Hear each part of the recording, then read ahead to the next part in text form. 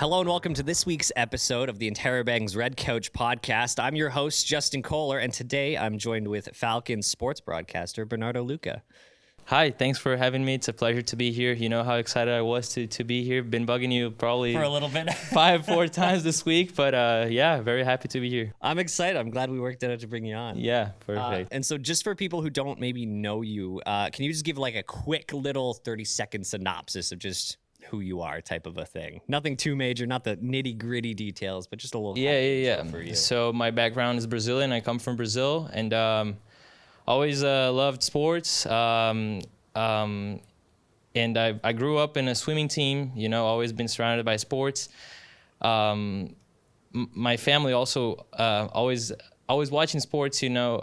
And here, when I came to Canada, when I finished high school, joined the journalism program. I wasn't sure what path I was going to take, and I ended up in this program, and I think it was one of the best things that I did, because I've been learning so much, you know, meeting so many awesome people, had the chance to interview a bunch of people, and now I'm the current announcer for the Fanshawe men's and women's volleyball and basketball team, so that's been a nice experience. Awesome. I didn't know you were in aquatics. I did aquatics for like a very brief period years and years ago. So physically excruciating. I remember doing a little bit of butterflies, and those Butterflies are tough. They're the worst. But tons of fun though. No, that's wicked. It's fun because you exercise with your entire body, and it's a different sport, different from any other sport you're going to try. Oh yeah, exactly. Well, and just have anything with water involved just makes it that much harder usually too. So Sure. And so, like you mentioned, you're one of the sports broadcasters for the Fanshawe Falcons. How has that experience just generally been so far for you? It is amazing because in Brazil, soccer is the main thing. So people always watch soccer, and plan B or C, like sports, B or C would be basketball or volleyball, for example. So I had never been to a basketball game before, never had a chance to go and actually watch. We do have some local teams, but it's not a big thing as it is here. And being there to watch the games and having the opportunity to comment the games is just absolutely fantastic, because you cannot not get engaged with the action that is going on the court, and seeing those players. There's lots of awesome players, and they all do a great job, and it's just really nice to be there. Yeah. At the end of the day, it's, I mean, very, very oversimplifying it, but it basically is just like yelling at your TV like you would just watching sports at home. Exactly. You know, you just can't contain the feeling. You just want to be part of it. It's like you're on the court playing with the guys. It's absolutely fantastic. Yeah, I had the chance to speak to lots of players, to know a little bit of their background, and yeah, just an amazing opportunity. And how has it been, I guess, being kind of amongst the crowd during some of these games? Because I know just sportscasting in general, for those who don't know, it can really change depending on the crowd that you're with, because if everyone's getting really excited, it's hard not to also get excited on the cast. So how has that kind of been? Yeah, like depends on the play. You know, the crowd gets up on their feet, and you have to adjust your emotions. You know, feel kind of sad, kind of happy. Also, we are professionals, so you always want to cheer for the Falcons. That's the Fanshawe's team, of course. But sometimes you have to you have to be legit and narrate what's going on. You can't just be picking one side, right? But it's tough. Sometimes you just you're cheering for the Reds at the end of the day. You know what I mean? So yeah, but basically, yeah. At the end, I think I like that point. At the end of the day, like, they're all athletes, whether they're your team or not. I do the same thing when I watch baseball a ton. Is if one of the pitchers throw a really good pitch, even if it's against my team and they strike someone out, I'm just like, man, that was a really good pitch. I respect that. Yeah. And so, as you mentioned, you're primarily doing the volleyball and the basketball for both the men's and the women's teams. Do you have a history in those two sports, or have they both been kind of very like newer experiences for you to learn it all? I always, like I said, sports had always been there, but I never have been. I was never involved with any volleyball or basketball teams. I would. I'm open to opportunities. So like if they show up, maybe for other sports, I know soccer isn't a big thing here, but maybe in the future, if there's any other opportunities to go out of town, maybe, you know, yeah, looking for opportunities, open to opportunities always. Awesome. And I know some sports are more complicated than others. So how has it been being a sportscaster, having to pick up some of the in-game knowledge, some of the terminology, picking up the pace of the play, how the game actually operates? How's that slight learning curve been so far? Yeah, first games it was very challenging because of course English is not my first language. So just learning the terms, Quinton has been very helpful with that. I narrate all the games. I'm doing play-by-play or he's doing commentating and vice versa. So it depends on the day, depends on how we were feeling. And that was very challenging in the beginning. But now I just feel it's kind of more normal. You get used to it. You do it every single week. So there's games always happening every single week.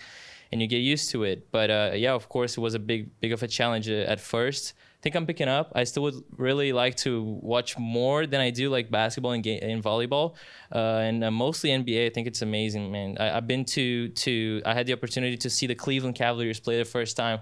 I went to Ohio. I have a brother living there. Shout out to my family, Brazil, my friends too. Forgot to say that in the beginning of the podcast. But yeah, I had the chance to see the Cavaliers down in Ohio. It was an amazing experience, you know, see the showtime when they have the breaks, they have everybody on the court. That was something I had never experienced before. It's very different from a soccer atmosphere, the stadium, to go and watch the game. It's just amazing, man. And it was funny because he said my brother was about to take us out for a dinner. Mm-hmm. And then as we get close to the Cavs stadium, I see this crowd going into this big stadium. I'm like, where are we going? You're actually taking us for dinner? And it wasn't. It was like, oh, we were watching a Cavs game. I'm like, what's going on? It was absolutely amazing. So yeah, I think I lost what the question. Oh, no, all good. But no, I think that really just goes to show how cool just live sports in general are, because it's way different than just watching it on the TV, watching it on a computer. Showtime was amazing. I mean, if there wasn't no third quarter, for example, I would be good with the Showtime because it was amazing what they did there. It's just amazing to engage with the public and put everybody on their feet cheering with the Showtime. It was amazing. I'm wickedly. I've never actually been to an NBA game yet, and it wouldn't be the Raptors because I'm a Suns fan. But the Cavs have been really fun this year. So that yeah, they're good. Donovan Mitchell was an amazing player. Oh yeah, spectacular. Yeah.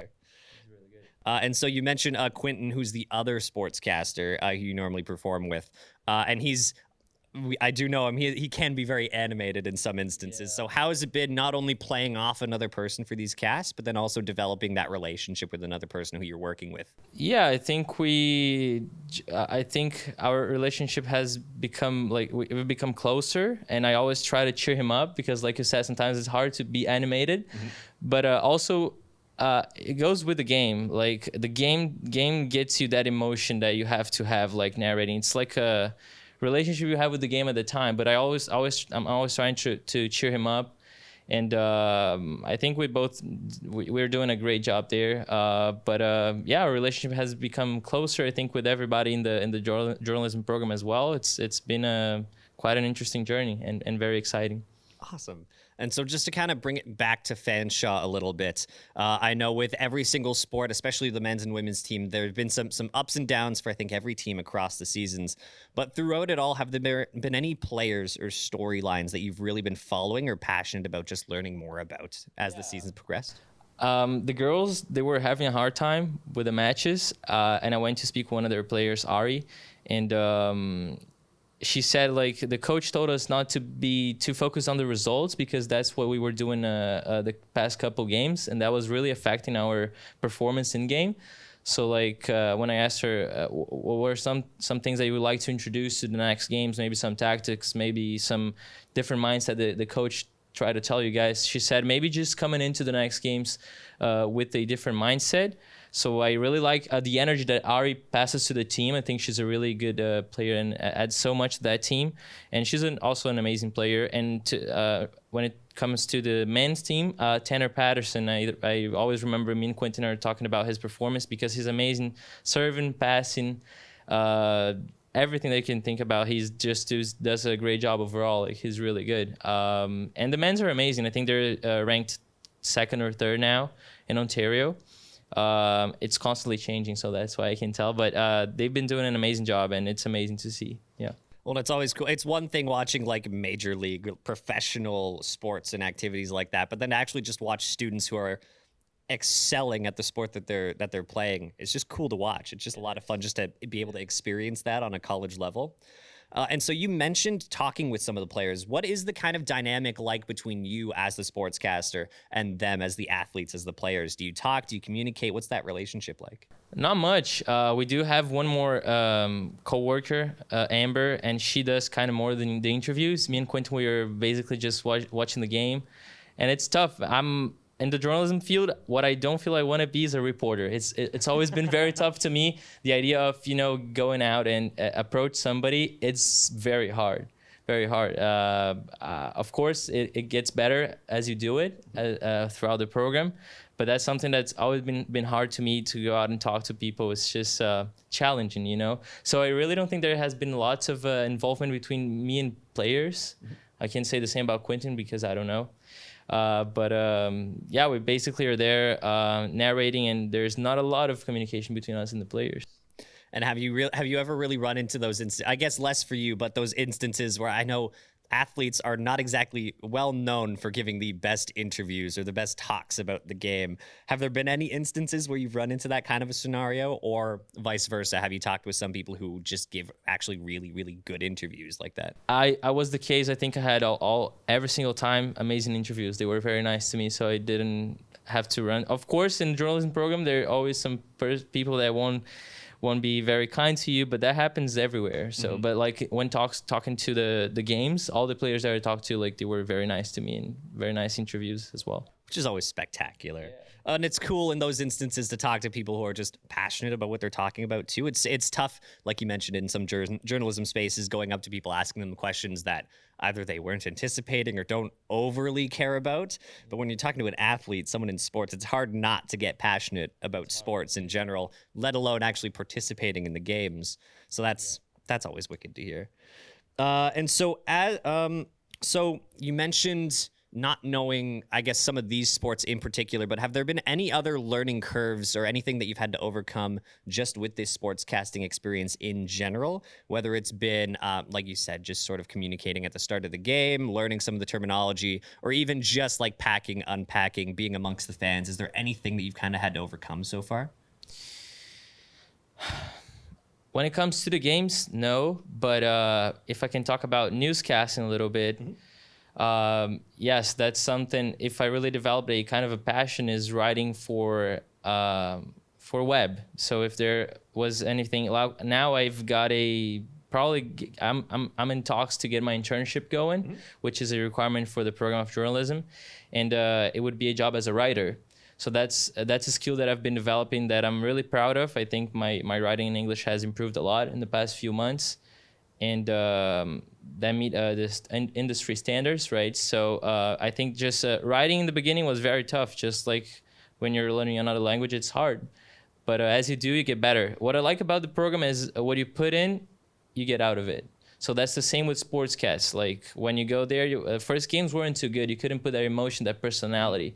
But as you learn more terms, as you engage with the game, and just being there, showing up is the main thing, because then you're going to learn. There's no way not to learn. You put in what you get what you put into it. You know what I mean? I'm so happy you said that, because that is what I tell absolutely everybody who has thought about this program or is even in the program. People sometimes complain they don't get the results, but that's maybe because you're not putting effort into it. Just try to strategize, organize your time, and just do it.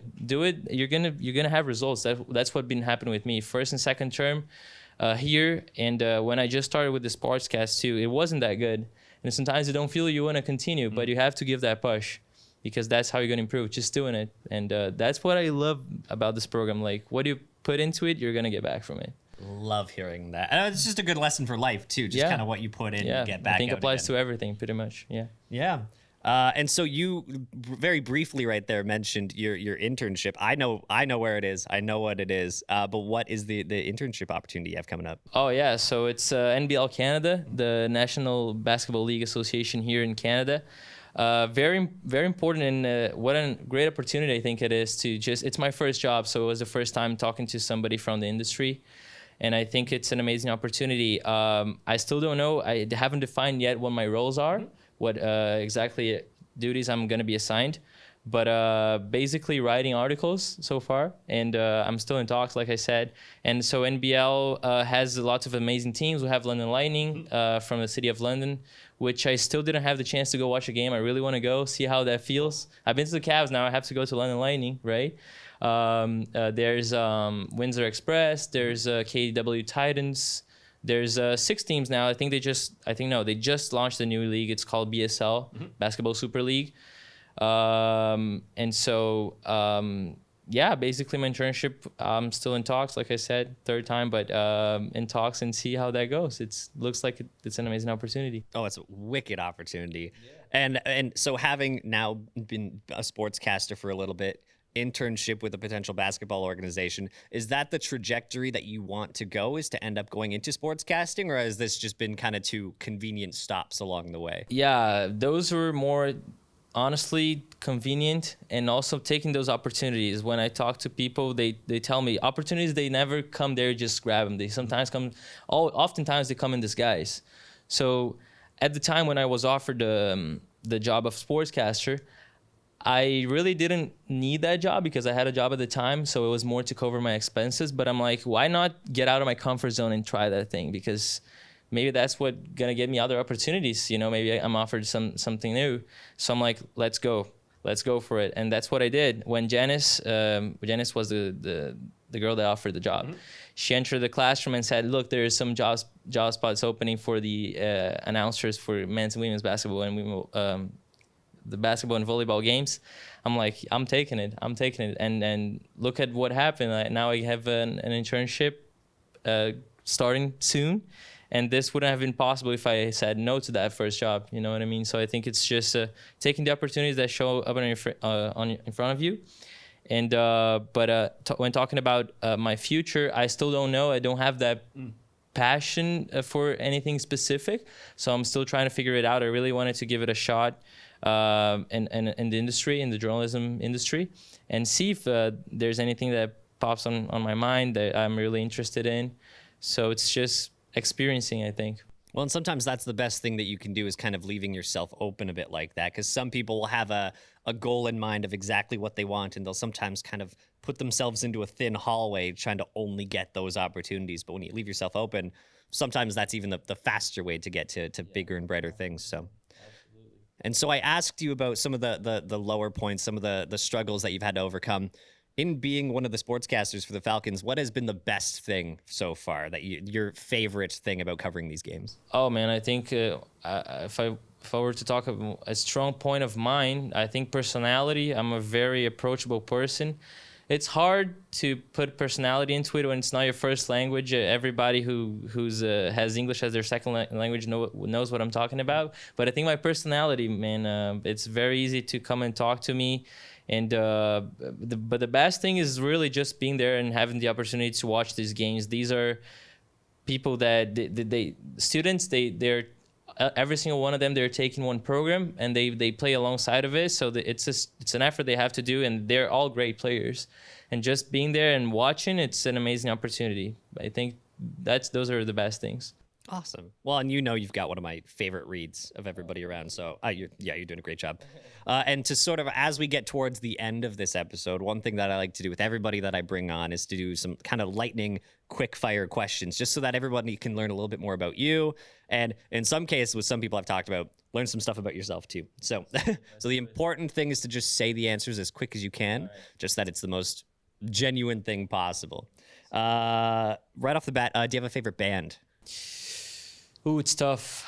When talking about rock, I grew up listening to Linkin Park. Nice. Okay. Somewhere I Belong, In the End, Faint, lots of songs. Linkin Park has my heart, I think, for rock. Yeah. Love it. Great. Yeah, no, spectacular pick. Good choice, you think? Oh, yeah. There's some people that I talk to are asking about their favorite music, favorite bands. I'm like, wow, that's so cool. Yeah.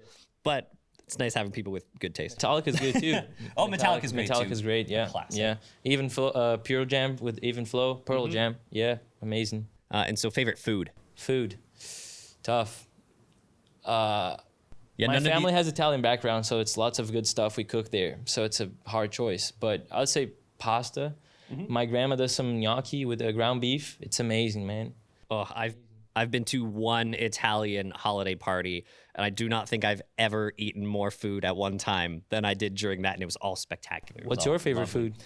Oh no, I've been eating a lot of curry and butter chicken lately. There's one biryani bar in town, really good. I've been eating there religiously the past few weeks. So I'd say that's my favorite right now. Apart from that, stews. Give me a beef stew and I will devour it in a heartbeat. Do you have a favorite movie? Movie, I really love Harry Potter. I watched it like several times. First thing that pops in my mind, but there's so many good ones. But yeah, let's stay with Harry Potter. Nice. There you go. Mine keeps changing every time I think about it. I think the one consistency has been Scott Pilgrim versus the World because it's a great movie. I'm more of a series guy, so like now I just watched a new one. It's the following of La Casa de Papel. It's called Berlin. It's a very good one. Amazing job. It's in Spain, so yeah, it talks about they robbing banks, and there's some romance involved. It's amazing. Yeah, series are actually what I like the most. Nice. Yeah, I'll have to check it out. Yeah. Do you have a favorite season, whether it be like fall, winter, spring, summer? Winter, man. I love the snow here, but you like the winter, right? I hate winter. Yeah. I know hate that winter from with you. a passion. But what do you mean you can't even walk? Like once it snows, like it's nice the first snowfall because it does make with the city looks beautiful. I really think it looks beautiful, but I don't like the fact that you can't walk. Yes. So like first day is gonna be nice, all nice and fluffy, and then it gets all slippery and then you can't even walk. Like today I came in with the Air Forces, almost slipped like 3-4 times. But summer has my heart because you can do everything. Go outside and just play whatever you want. Go for a walk. You can't even walk now, so it's tough. I'm a summer child, and yeah, as a sneakerhead, winter sucks. Oh yeah, Winter's true. brutal. You can. I was just thinking about this. You can't even buy sneakers, man. So that's a really red flag right there. Coffee or tea? Coffee, 100%. Like 3-4 cups of coffee a day. I hear ya. I'm in the same boat. It's bad. It's bad, but what can we do? Do you have a favorite celebrity? Celebrity. I mean, probably Neymar, the soccer player. Yeah. We really love him back there, and Neymar is he's considered a celebrity. Yeah, but yeah. Neymar then, yeah. Yeah, it's a sports celeb, but still. Yeah, still. And then to wrap it up, very easy. Do you have a favorite color? Tough. I'll go with blue. Blue? Blue fits me nice. Wearing blue. There you go. So, yeah.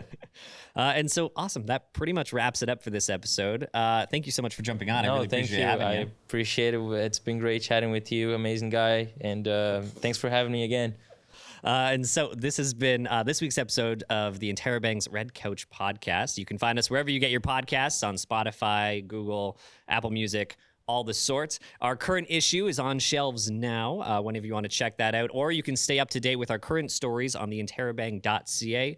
And thanks so much for watching.